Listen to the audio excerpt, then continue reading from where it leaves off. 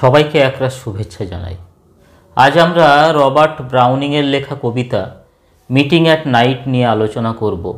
এই কবিতায় আমরা দেখি যে লাভার, প্রেমিক, স্পিকার, বক্তা সে তার বিলাভেডের উদ্দেশ্যে যাত্রা শুরু করেছে দীর্ঘ সমুদ্র পথে, এক গহন গভীর গোপন রাত্রিবেলাতে। আমরা কি দেখি না, এই যে দীর্ঘ সমুদ্র পথ, জলপথ, সেই সমুদ্রের রঙটা কেমন ছিল না দ্য গ্রে সি, ধূসর বর্ণের সমুদ্র। ধূসর বর্ণের কেন? যেহেতু পৃথিবীর বুকে রাত্রি নেমে এসেছে, ঘন অন্ধকার চারিদিকে, সেই জন্য সমুদ্রের সেই নীল বর্ণ, জলের সেই নীল বর্ণ আর এখন নেই, সেটা এখন ধূসর বর্ণ পরিগ্রহ করেছে, ধূসর বর্ণকে গ্রহণ করেছে। এই যে গ্রে, এই কালারটা প্রেমিকের মনের যে আকাঙ্ক্ষা, তার যে তীব্র আকুতি প্রেমিকার সঙ্গে সাক্ষাতের জন্য, সেই আকুতিকে, সেই আকাঙ্ক্ষাকে গ্রে এই কালারটার মাধ্যমে প্রকাশ করা হয়েছে। দ্য গ্রে সি, ধূসর বর্ণের সমুদ্রের উপর দিয়ে এই লাভার যাত্রা শুরু করেছে এবং বহু দূরবর্তী যে স্থলভাগ, সেটাকে দীর্ঘ কালো রেখার মতো মনে হচ্ছে, সেটাকে দীর্ঘ কালো রেখার মতো মনে হচ্ছে। লং ব্ল্যাক ল্যান্ড, ল্যান্ডটা কেমন না লং, আর কালো কেন, ব্ল্যাক কেন?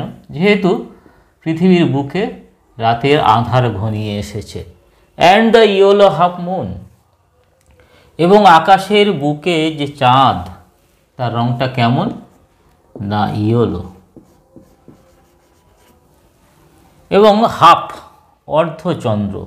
ইয়েলো এই কালারটা স্পিকার, বক্তা, লাভারের মনের যে আবেগ, সেই আবেগকে তুলে ধরেছে।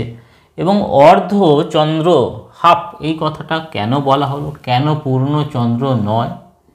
যেহেতু প্রেমিকার সঙ্গে এখনও তার সাক্ষাৎ ঘটেনি, সাক্ষাৎজনিত পূর্ণতা প্রাপ্তি হয়নি, সেই জন্য হাফ এই ওয়ার্ডটাকে কবি এখানে আনয়ন করেছেন।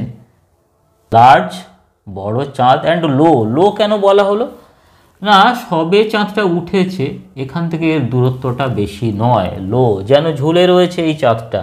তাহলে ধূসর বর্ণের সমুদ্রের উপর দিয়ে লাভার যাত্রা শুরু করেছে, প্রেমিক যাত্রা শুরু করেছে।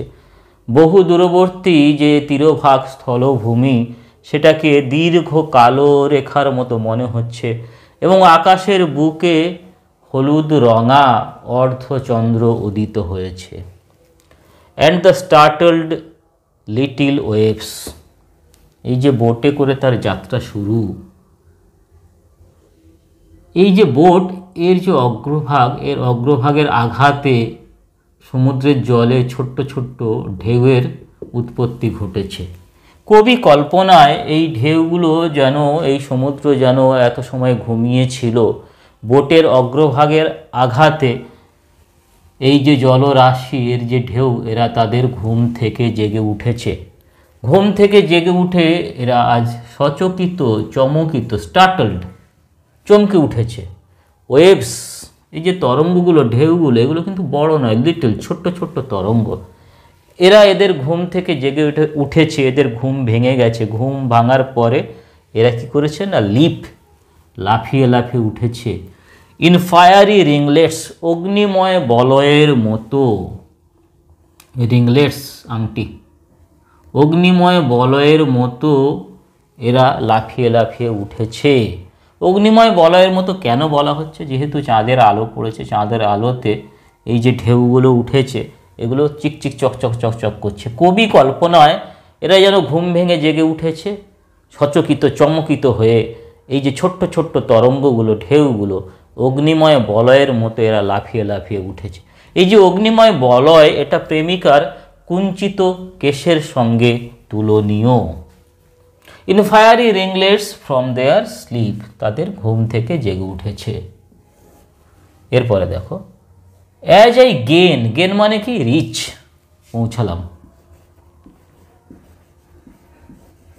As I gain the cove, cove মানে কি? ক্ষুদ্র উপসাগর, খাঁড়ি আর কি, যে চারিদিক থেকে ল্যান্ড থাকবে, সারাউন্ড করবে, সেখানে এসে বোটটাকে স্পিকার থামিয়ে দিল, বক্তা লাভার থামিয়ে দিল। এবার তার স্থলভাগে যাত্রা শুরু হবে। As I gain the cove with pushing prow, push মানে কি ধাক্কা মারা, ঠেলা দেওয়া, আর প্রাউ মানে কি না, এই যে বোটটা রয়েছে এর অগ্রভাগে, এটাই হচ্ছে প্রাউ। এইটা দিয়ে কি করলো না ধাক্কা মেরে এখানে থামিয়ে দিল। অ্যান্ড কোয়েঞ্চ মানে কি তৃষ্ণা নিবারিত করা, ইটস স্পিড, এই যে গতিজনিত যে তৃষ্ণা সেটা এবার নিবারিত হলো। ইন দ্য স্লাসি স্যান্ড মানে কর্দমাক্ত কাদা মাখা যে বালুকা তট, বেলাভূমি, সেখানে এসে স্পিকার লাভার তার বোটটাকে থামিয়ে দিল। তার যে গতির যে আকাঙ্ক্ষা, সেই তৃষ্ণা এবার নিবারিত হলো, অর্থাৎ বোটটাকে থামিয়ে দিল। এরপরে স্থলভাগে তার যাত্রা শুরু হবে।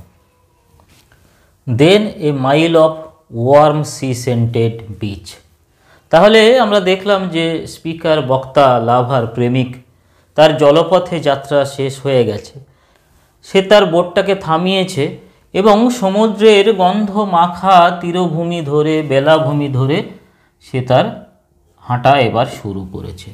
বলা হচ্ছে দেন এ মাইল অফ ওয়ার্ম, উষ্ণ কেন বলা হলো? যেহেতু সারাটা দিন ধরে সূর্যের উত্তাপে এই বেলাভূমি উত্তপ্ত হয়েছে, সেই জন্য উষ্ণ।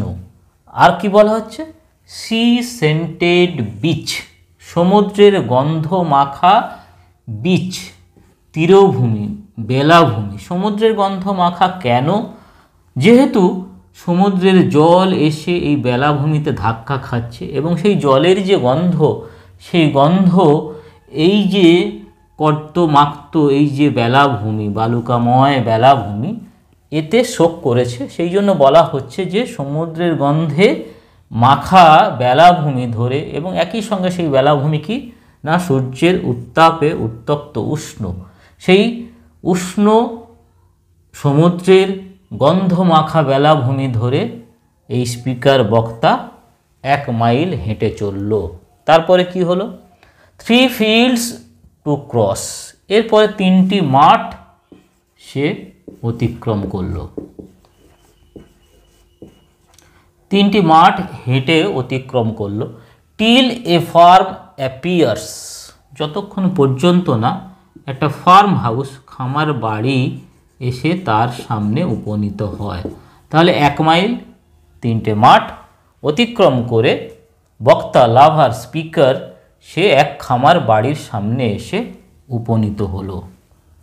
এ ট্যাপ অ্যাট দ্য পেন মানে জানালার শাসি। এই খামার বাড়িতে তার বিলাভেড তার জন্য ওয়েট করছে, অপেক্ষা করছে, অপেক্ষায় রত। তার যে জানালা রয়েছে, তার যে কাঁচ রয়েছে, তার শাসিতে কি করলো? মৃদু টোকা দিল, ট্যাপ। কে দিল না এই লাভার টোকা দিল, সংকেত দিল। সঙ্গে সঙ্গে তৎক্ষণাৎ প্রেমিকা, বিলাভেড কি করলো? দ্য কুইক শার্প মানে কি তীক্ষ্ণ, তীব্র, আর স্ক্র্যাচ মানে খচখচ শব্দ। তা কি হলো না বিলাভেড কিভাবে উত্তর দিচ্ছে দেখো, প্রত্যুত্তর দিচ্ছে। সে একটা দেশলাই নিয়েছে, দেশলাইয়ের কাঠিটা নিয়ে সঙ্গে সঙ্গে সেই কাঠিটা দিয়ে সে স্ক্র্যাচ করলো এবং নীলাভ শিখা উৎপন্ন হলো। যে নীলাভ শিখার দ্বারা সে প্রত্যুত্তর দিল তার অস্তিত্বের, তার অবস্থানের, সে যে আছে সেটা জানিয়ে দিল। A tap at the pen, the quick sharp scratch and blue spot of a lighted match. আলোকিত দেশলাইয়ের কাঠি তার যে নীলাভ স্পাট মানে কি শিখা, নীলাভ শিখা, অত্যুজ্জ্বল শিখা জ্বলে উঠল এবং এর দ্বারা সে তার অবস্থানের অস্তিত্বের জানান দিল। And a voice less loud, এবং এক কণ্ঠস্বর, ক্ষীণ কণ্ঠস্বরের কথা বলা হয়েছে। যে কণ্ঠস্বরের মধ্যে কি রয়েছে? Through its joys and fears, তার মধ্যে আনন্দ রয়েছে। কণ্ঠস্বরের মধ্যে আনন্দ কেন? এই ক্ষীণ কণ্ঠস্বরের মধ্যে আনন্দ কেন না, যেহেতু বহুদিন পরে প্রেমিকের সঙ্গে প্রেমিকার সাক্ষাৎ ঘটেছে। দুজন দুজনের সঙ্গে সাক্ষাৎ করতে পেরেছে, অনেক দিন পরে এটা সম্ভব হয়েছে। এই কবিতায় একটি অটোবায়োগ্রাফিক্যাল হিন্ট রয়েছে। রবার্ট ব্রাউনিং তার যে বিলাভেড, তার যে পত্নী এলিজাবেথ ব্যারেট ব্রাউনিংয়ের সঙ্গে তার যে গোপনতায় পরিপূর্ণ প্রেম, গোপনতায় পরিপূর্ণ যে সাক্ষাৎ, সেটাকে বোধহয় এখানে তিনি হিন্ট অ্যাড করতে চেয়েছেন, জানান দিতে চেয়েছেন। যেহেতু ব্যারেট ব্রাউনিংয়ের বাবা তাদের এই সম্পর্কটাকে মেনে নিতে পারতেন না, সেই অটোবায়োগ্রাফিক্যাল হিন্টটা এই কবিতাতেও রয়েছে। যাই হোক, through its joys and fears, joy কেন, যেহেতু অনেক দিন পরে সাক্ষাৎ, ফিয়ারটা কেন, পাছে ধরা পড়ে যায়, ধরা পড়ে যাওয়া জনিত ভয়, fear. A voice less loud through its joys and fears than the two hearts. Lover এবং বিলাভেডের যে দুটো হৃৎপিণ্ড, হার্ট, সেটা কি স্পন্দিত হচ্ছে, সেই যে দুটো স্পন্দন, দুই হৃদয়ের স্পন্দন, দুটো হার্টের যে স্পন্দন, তার যে মিলিত আওয়াজ, তার থেকেও তারা যে ফিসফিস করে কথা বলছে সেটা আরও নিম্নতর, অর্থাৎ অনেক নিচু স্বরে তারা কথা বলছে।